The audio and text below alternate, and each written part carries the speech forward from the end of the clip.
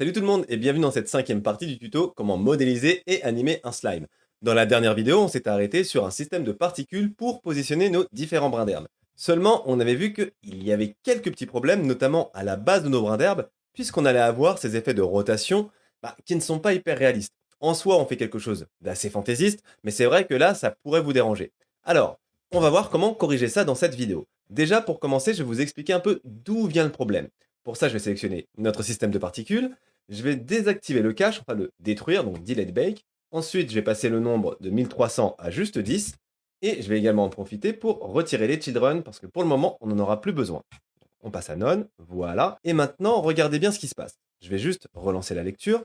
Donc là, je vais avoir quelque chose qui saute un peu, c'est normal, on va juste recalculer le bake, ça va être rapide. Voilà. Et là, regardez, donc on a toujours le même problème qu'on avait tout à l'heure, d'accord? Maintenant, faut pas oublier que notre système de particules est en mode hair, donc cheveux. Normalement, un cheveu, c'est censé avoir une base, une racine qui va être plantée dans une surface, et cette base ne va plus bouger. Et c'est exactement ce qui va se passer si on repasse en mode path. Donc regardez, on va se rendre dans render qui est juste ici. Dans render as, on va passer de object à path, donc c'était la valeur qu'il y avait par défaut. Là, on va voir des brins de cheveux, entre guillemets, qui vont mieux se comporter. Donc là, si je relance la lecture, on peut voir qu'ils vont avoir des belles courbes, ok, donc peut-être que là, c'est pas très visible.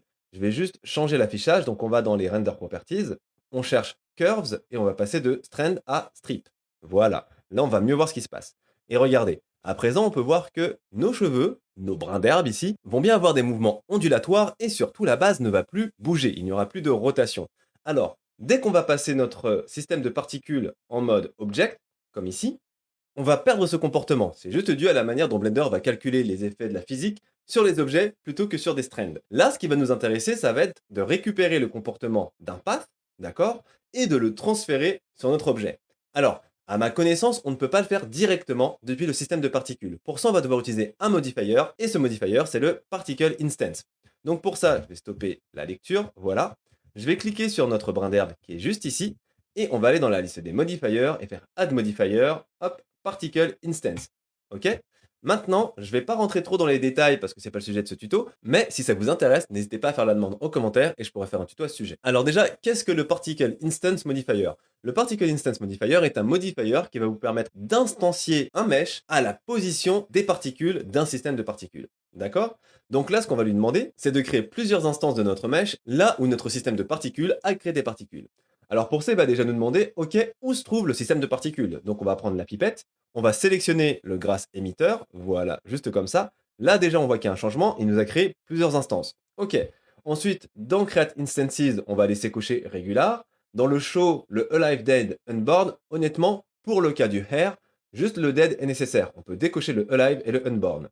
Ensuite, le reste est bon. Coordinate Space, là on va passer de World à Local. Ça va nous permettre d'être bien alignés par rapport à notre système de particules. Ensuite, on va avoir la petite case Create Along Path, et c'est ça qui va nous intéresser. Dès qu'on va le cocher, nos instances vont se redresser et surtout, elles vont être correctement alignées. Là, vous pouvez voir qu'il y a un petit problème, elles n'ont pas la bonne taille, elles n'ont pas le bon ratio. Et pour corriger ça, il suffit juste de cliquer sur la petite case Size juste ici pour qu'il mette bien à l'échelle nos mèches par rapport aux particules. Là, on est bon. Maintenant, ce qui va être intéressant, ça va être de superposer ce mesh sur le système de particules pour bien voir ce qui se passe.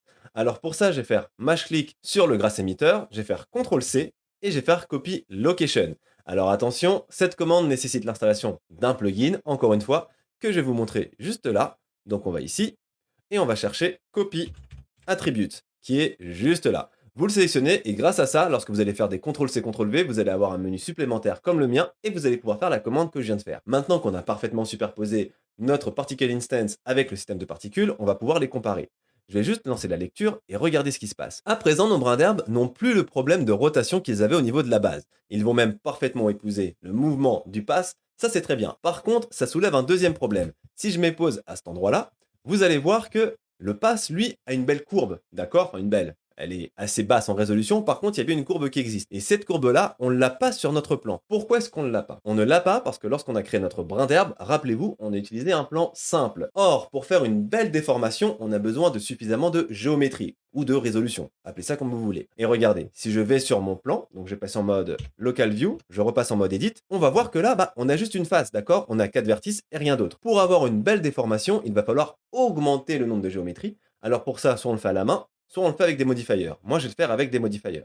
Donc je vais sortir du mode Edit avec Tab, je vais faire Add Modifier, Subdivision Surface, et là je vais prendre le subdiv et le mettre au-dessus du Particle Instance. L'ordre des modifiers importe. J'en parle d'ailleurs beaucoup sur ma série de tutos sur comment modéliser une manette NES comme un pro. Je vous invite à aller la regarder si ça vous intéresse. À présent, on va passer de Cumul Clark à Simple, puis le Level Viewport, on le passe de 1 à 2. Faites en sorte d'avoir bien 2 sur les deux cases, d'accord? Je vais quitter le mode Local View avec Slash, et on va regarder un peu ce qui se passe à présent.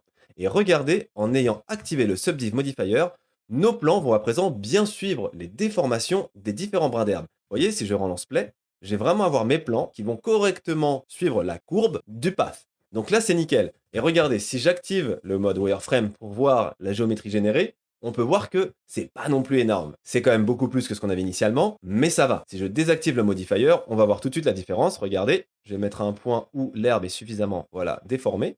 Là, c'est sans modifier, et là, c'est avec modifier.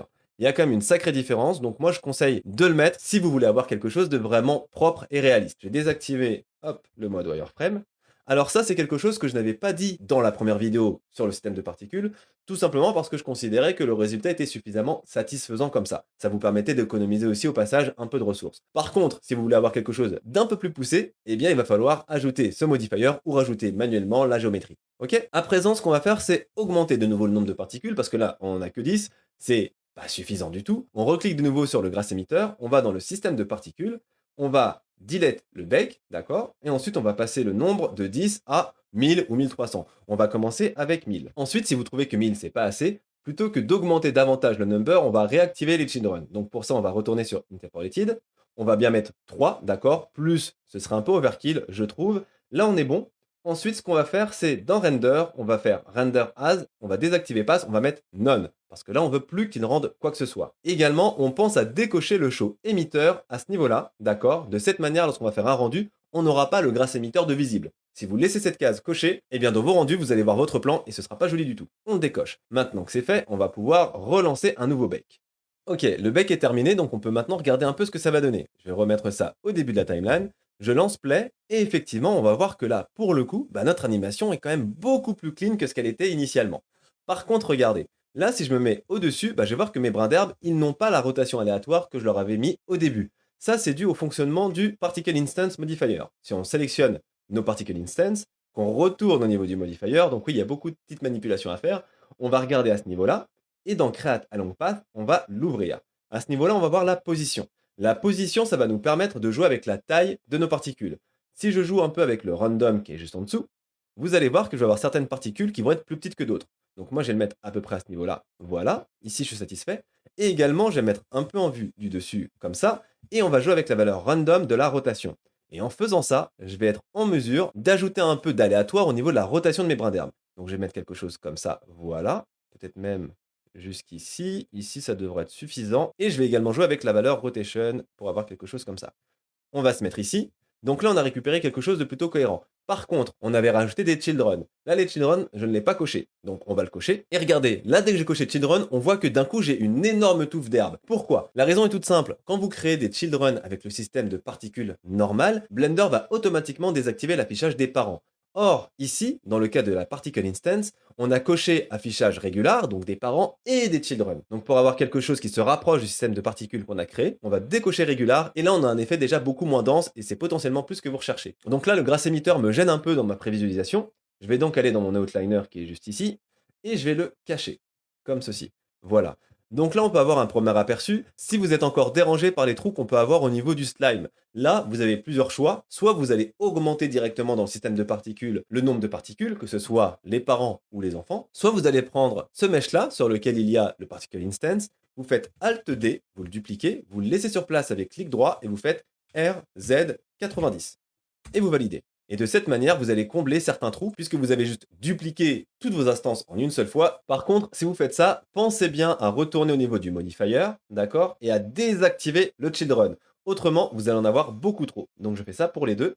Là, je l'ai fait pour le premier, je le fais pour le deuxième, et on va pouvoir relancer la lecture, et vous allez voir que la lecture va très bien se passer, et surtout, on n'a pas eu besoin de recalculer un bake. C'est quand même un gain de temps assez intéressant. À présent, on va voir une dernière chose. Là, je trouve que certains brins d'herbe sont beaucoup trop proches des bords. Alors là, ce qu'on va faire, regardez, c'est aller dans l'outliner, on va sélectionner le grass emitter, d'accord, donc je vais le réafficher ici, on le sélectionne correctement, et on va juste faire S et réduire un peu sa taille, juste comme ça. Ensuite, on fait CTRL A, Apply Scale, et malheureusement, là, il va falloir retourner au niveau des Particle Properties et recalculer un bec. Ça, c'est le truc un peu relou. Voilà, le bec est terminé, donc à présent, je peux voir que mes brins d'herbe ne sont plus trop proches du bord, donc là, ça me convient. Je vais relancer l'animation depuis le début et voir ce que ça donne. Donc j'appuie sur espace, je prends un peu de recul, et là écoutez, je trouve qu'on a quelque chose de plutôt correct. C'est une animation assez subtile, et c'est exactement ce que je voulais. Si vous voulez avoir quelque chose de plus fort, n'hésitez pas à jouer avec la taille du cercle, ou encore la position du cercle sur l'axe Z, et vous pourrez avoir quelque chose de plus ou moins prononcé. Mais là, pour le coup, on va s'arrêter là pour le système de particules pour l'herbe. Dans les prochaines vidéos, on va s'intéresser au texturing du socle, pour ajouter une petite couche de mousse verte juste avant d'avoir l'herbe, pour avoir une transition un peu plus cohérente. Alors là, ça va être honnêtement le matériau le plus complexe qu'on aura à créer pour cette série de tutos. Mais ne vous en faites pas, comme pour le système de particules, je vais le séparer en deux niveaux. Un premier niveau pour celles et ceux qui aimeraient avoir quelque chose de plutôt simple, et un niveau un peu plus avancé pour celles et ceux qui aimeraient avoir quelque chose de plus poussé et de plus joli au final. D'ici là, comme d'habitude, n'hésitez pas à poser vos questions dans l'espace commentaire, ça me fait vraiment plaisir de voir que vous participiez. Le Discord est également là pour vous épauler si vous avez besoin d'un peu plus d'aide, et d'ici la prochaine vidéo, comme d'habitude, portez-vous bien, et je vous dis à la prochaine. Salut!